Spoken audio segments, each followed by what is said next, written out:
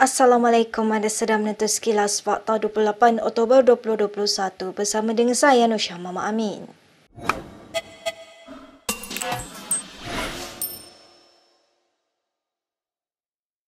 Dewan Rakyat hari ini menyaksikan satu detik yang menghairankan apabila seorang ahli parlimen PKR menyamakan minum wiski berjenama timah dengan meminum wanita Melayu.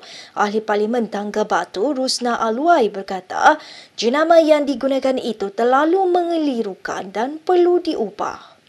Ataupun yang timah ini, tidak bolehkah kita panggil apa jenama yang lain, mines, the mines ke apa ke ya. Lagi satu, ia merupakan satu perkara yang tidak bagus untuk wanita sebab dibayangkan timah itu adalah wanita Melayu, Kak Timah, Mak Timah, Makcik Timah. Apabila kita minum whisky itu seolah-olah kita meminum wanita Melayu. Terima kasih. Dalam pada itu, ahli Parlimen Shah Alam Khalid Samad berpandangan isu nama arak itu telah dipolitikkan dan mengeluh bagaimana umat Islam di negara ini sentiasa berasa seolah-olah mereka diserang. Tak ada orang yang di kalangan umat Islam memanggil Fatimah Az-Zahra radhiyallahu anha sebagai timah.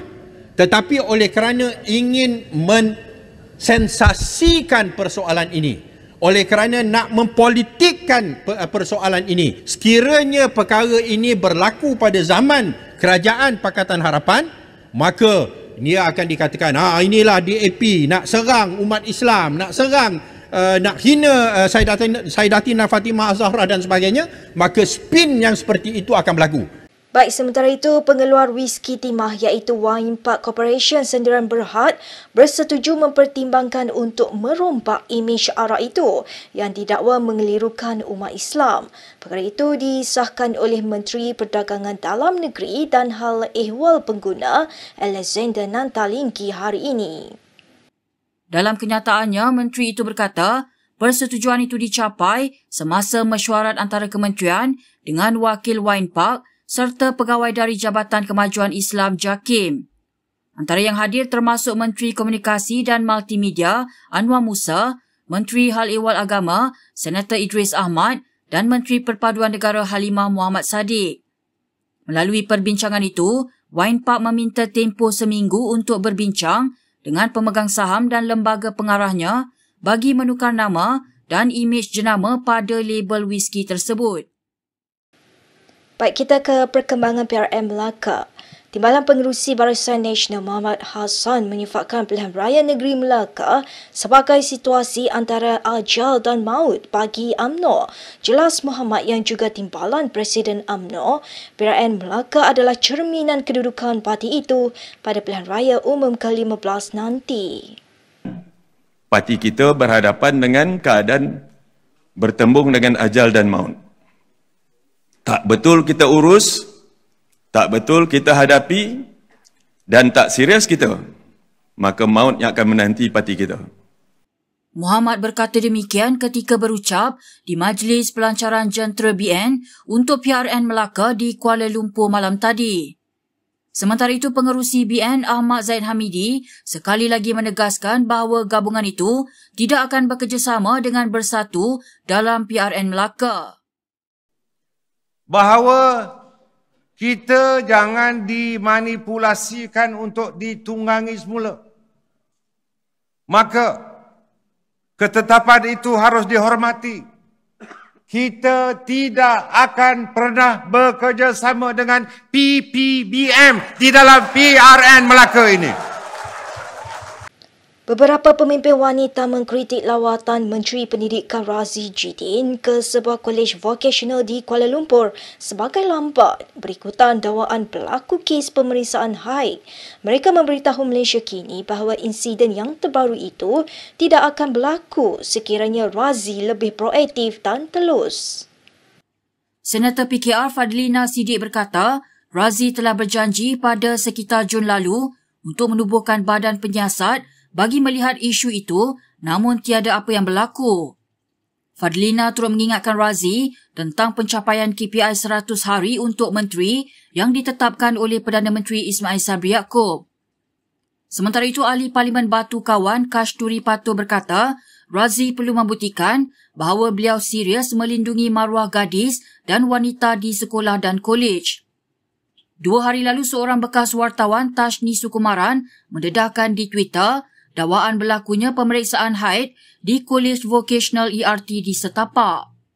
Menurut Tashni, seorang sumber memberitahu dia dan kira-kira 30 orang gadis telah dikumpulkan dan diberi putik kapas untuk membuktikan mereka sedang haid.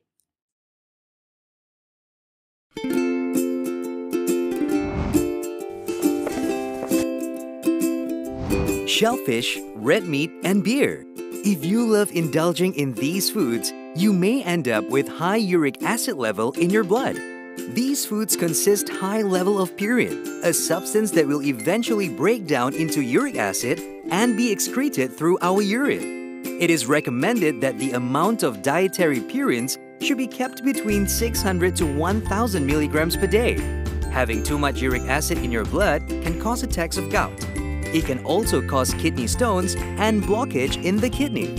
The crystallization of the excessive uric acid in your blood can be eased by reducing purine-rich food to only 100 to 150 milligrams daily, maintaining a healthy lifestyle, and consuming urinary alkalinizer like Ural. It consists of sodium bicarbonate, citric acid, and sodium citrate that increases the urinary pH and solubility of uric acid to prevent crystallization.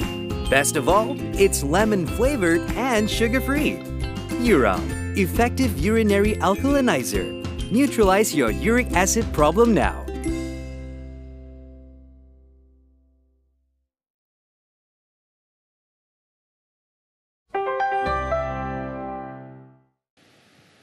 Kita ke perkembangan yang berikutnya. 4 anggota polis yang ditangkap berpesta di sebuah balai polis di Bangi 3 bulan lalu berdepan tindakan tata tertib namun tidak dikenakan pertuduhan jenayah. Perkara itu disahkan oleh Ketua Polis Selangor Arjunaidi Muhammad ketika dihubungi untuk mendapatkan maklumat terkini mengenai kes itu. Mereka termasuk sub-inspektor yang merupakan ketua balai polis itu yang pada awalnya didapati positif ganja apabila balai itu diserbu sepasukan polis Bukit Aman. Pengarah Jabatan Integriti dan Pematuhan Standard JIPS Bukit Aman, Azri Ahmad kemudiannya memberitahu bahawa keputusan untuk tidak menuntut pertuduhan jenayah dibuat oleh Timbalan Pendakwa Raya. Menurutnya, ujian air kencing kali kedua ke atas sub-inspektor itu didapati negatif, manakala kesemua 4 anggota dikenakan kompaun kerana melanggar SOP COVID-19.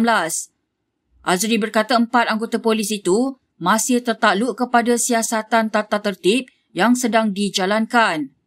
Dilaporkan pada 20 Julai lalu, sepasukan dari Bukit Aman menyerbu balai polis itu dan menahan 4 anggota polis dan 4 wanita yang didakwa sedang berpesta di premis itu.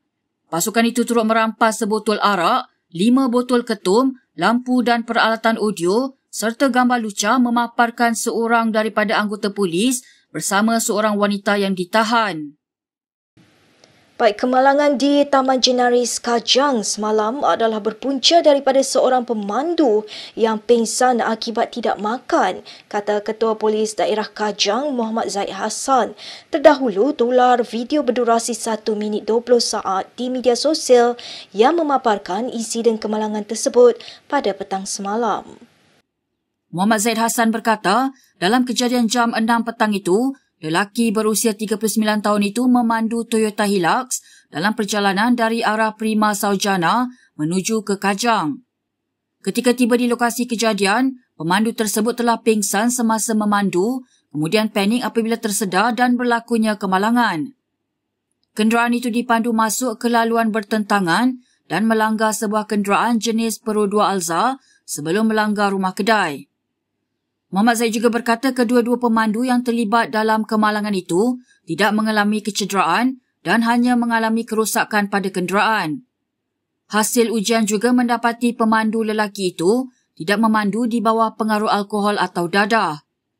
Kes disiasat di bawah Peraturan 10 Kaedah-Kaedah Lalu Lintas Jalan 1959 iaitu kesalahan mengawal kenderaan dan terlibat dalam kemalangan.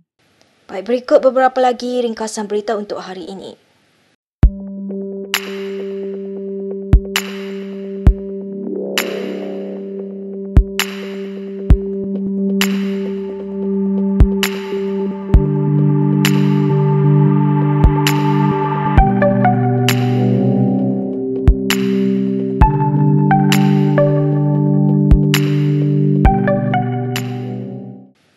Sekian sahaja daripada saya, Nur Syama Amin untuk Sekilas Fakta. Untuk lebih banyak berita, anda boleh melayari kinitv.com. Anda juga boleh mengikuti kami di Instagram, Twitter, YouTube dan Facebook. Salam hormat dan jumpa lagi.